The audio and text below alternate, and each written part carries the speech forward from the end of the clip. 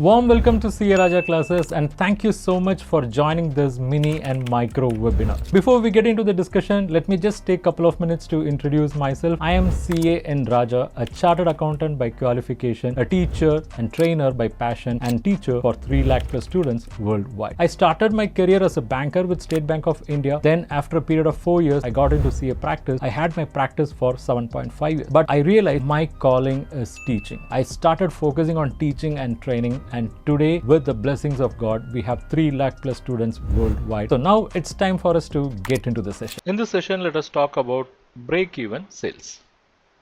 First of all, what is break-even sale? It is a level of sale which has no profit, at the same time no loss also. So it is a level of sale at which only cost is recovered. So earlier the break-even sale, it is better for the business. Now the question, why banks should analyze break-even sale? Why they should study or why they should carry out analysis of break-even sales? It's because if there is going to be delay, in achieving break-even sales, it could affect or it would affect interest and principal repayments, and this would eventually affect the bank's business. Okay, so banks should know when break-even point or break-even sales can be achieved by the borrower. If there is going to be a substantial delay, then it is going to affect the repayment. Similarly, out of the total sale, how much percentage of sales constitute break-even sales? That is another analysis which the bank should do. Okay, so let me put it here. Bank should know when break-even point or break-even sales is achieved. Break-even sales would ensure that interest on loans are recovered, because when we say break-even sale, cost is recovered. Cost includes interest also. So if the bank is convinced that this company is able to break even, then bank can be sure of the interest servicing. But the question is, how principals will be repaid? Principals got to be repaid from profits only. So it is the sales after break-even sale that would generate profit, and only from that profit principals can be repaid. That's why bankers are very much concerned about break-even sales. It is more than break-even sales. They are concerned about the sales after the break-even sales, because that is only going to contribute to the profit, and that is only going to help the bank to recover the principal what they have lent. Now, how to arrive at break-even sales? Look at this. If you want to arrive at break-even sale, first of all, you should classify expenses into 3 categories: fixed cost, semi-fixed cost, and variable cost. Fixed cost or fixed expenses are those expenses which have to be incurred, let whatever be the level of production. Whereas semi-fixed expenses are those expenses which will remain fixed up to a certain level, but they'll become variable after they cross a particular level of production. Then we have variable cost. Obvious, it would vary directly in proportion to production. So if you want to arrive at break-even sale, first of all you have to classify the expenses into these 3 heads.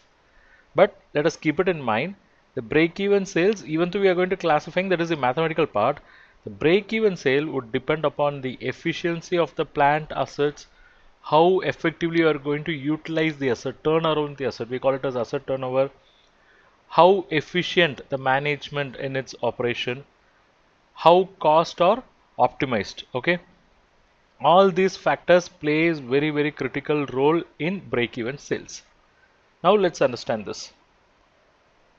We know break-even sales is a level of sales at which there is no loss, no profit. So break-even sale is a level of sales at which there is no profit, no loss. It means whatever contribution they have made, it is equal to fixed cost. Okay, whatever contribution they have made. What is contribution? Sales minus variable cost is the contribution. That's basically like a gross profit. But that was exactly equal to fixed cost. So there is no profit, no loss. So at break-even sale, contribution will be equal to fixed cost. Now with this understanding, we can derive the formula for break-even sales.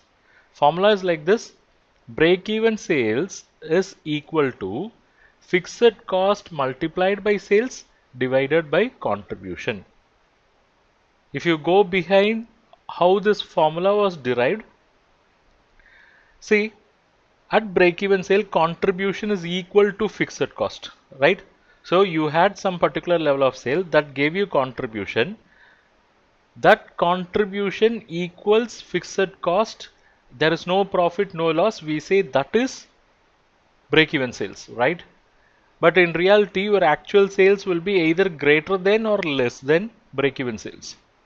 So at that point, you want to know what level of sale will give contribution that will be equal to fixed cost. That's why we are writing the formula like this: break-even sales is equal to fixed cost into sales divided by contribution. I'll be explaining how this formula was derived when we take up case studies. Okay, right. When this break-even sales details have to be furnished, obviously when you put up the term loan proposal, but the question is for which period, because you are talking about term loan project, right? Term loan and its related project. So for which year this break-even sales computation should be provided? Look at this. Break-even sales computation should be provided for first full year of production and the year in which capacity is utilized at the maximum. So break-even sales details should be provided for first full year of production and the year at which capacity is utilized at maximum. Okay, right. Now, what do we mean by satisfactory break-even level? See, this actually varies case to case. Okay, so only on case to case basis we can come to conclusion. But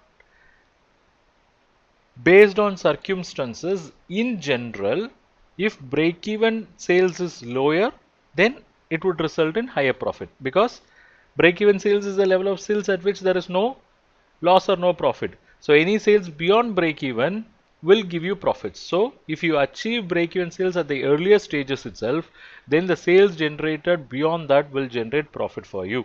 Okay, now let's look at the sum of the bands. If your break-even sale is in the range of 50 to 60%, for example, let me give you a number. Let's say the total sales is 100 million, of which 50 million is a break-even sale. It means if you are achieving a turnover of 50 million, you will not make any profit, you will not suffer loss also. So the turnover beyond 50 million only going to give you profit. It means you have cost that have to be taken care by the sales of 50 million, right? So total turnover is 100 million.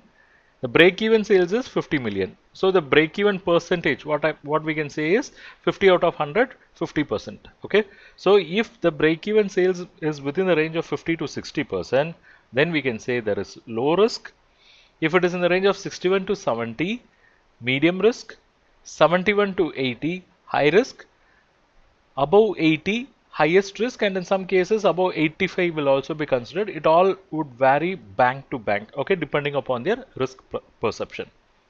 There is also something known as cash break-even point, because we are saying at break-even level contribution is equal to fixed cost, and that fixed cost includes depreciation, which is a non-cash item. So we can knock off that depreciation and arrive at the break-even point. That's what we call as cash break-even point, and generally it should be below 50%. So this break-even position or break-even level should be compared with the industry level or peer level to get an overall idea about the position of the borrower. Thank you for watching this webinar. I am sure you have derived value from this webinar. And if you wish to learn more, I have some good opportunity for you. What is that? Check out. It is this Credit and Financial Analysis Mastery course, exclusively designed for bankers and for those who want to have bankers' point of view. This is a course which we have developed after a detailed analysis, a thorough discussion with several hundreds of bankers and finance professionals. We have identified what is their exact requirement when it comes to SME and corporate credit and financial analysis. In this mastery bundle, I'm going to give you access to various courses. To start with, we have course number 1, Basics of Credit Analysis. In this course, we have explained the basics of credit analysis through various sections, section 1 to 9, Next comes course number 2, that is how to read balance sheet. In this course, we have explained what is balance sheet, how to read them, how to approach them by using real life financial statements. Then comes course number 3, how to do financial ratio analysis like a banker. In this course, we have explained all critical ratios that are analyzed by the bankers, and we have also explained through case studies. Then we have course number 4, how to do cash flow analysis. So through this course you will understand what is cash flow analysis, how to do a typical cash flow analysis. We have used case studies, and reference to Ind AS is also included in this course. Then we have course number 5, that is how to do fund flow analysis. This is a critical financial analysis tool, and in this course you will learn what is fund flow statement, how to analyze them from banker's angle, how to prepare fund flow statement from academic angle as well. So overall 5 courses, each 1499. So aggregate price should be 7495, but you are not going to pay that. For you it's just rupees 2499 for 1 year access, or rupees 4999 for lifetime access. And it is not yet over, you have some more bonus. Bonus is course number 6, how to carry out credit risk rating for non-trading entities. These are all the topics covered in this course. Then course number 7, it is how to carry out credit risk rating for trading entities. Not yet over, you also have access to course number 8, that is how to prepare CMA report for bank loans. It's a comprehensive course which will run for 8 plus 5 hours, and you will learn entire CMA report preparation process. And course number 9, how to prepare cash budget for bank loans. Course number 10, how to assess fund-based working capital. So in this course you will understand what is working capital, what are working capital credit facilities, and how to assess them, what are the key ratios that are related to working capital, and what are the additional key analysis that will be done by bankers on working capital matters. You will get a comprehensive understanding of cash credit, export finance, and there are certain on-demand videos as well. So 5 plus 5, 10 courses of value close to 15,000 rupees, but you are going to get it for 1 year access rupees 2499, lifetime access rupees 4999. Not yet over. You are going to get access to the 11th course, how to assess non-fund based credit facility. So in this course you will learn about letter of credit, bank guarantee, its assessment as well. Then comes course number 12, how to do term loan appraisal and assessment, because it's a complex process with a lot many technicalities. So this course covers all in detail.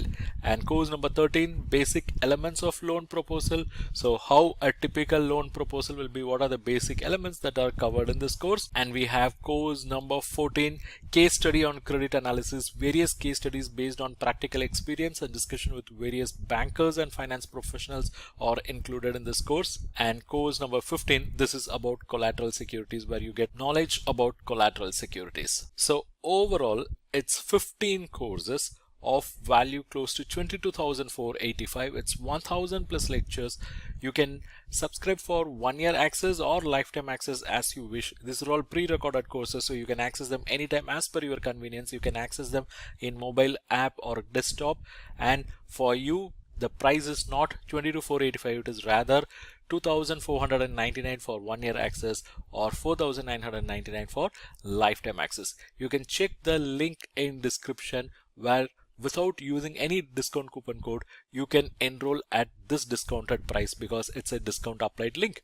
And not yet over, you are also eligible for some more bonus. The bonus is access to various ebooks and e-resources.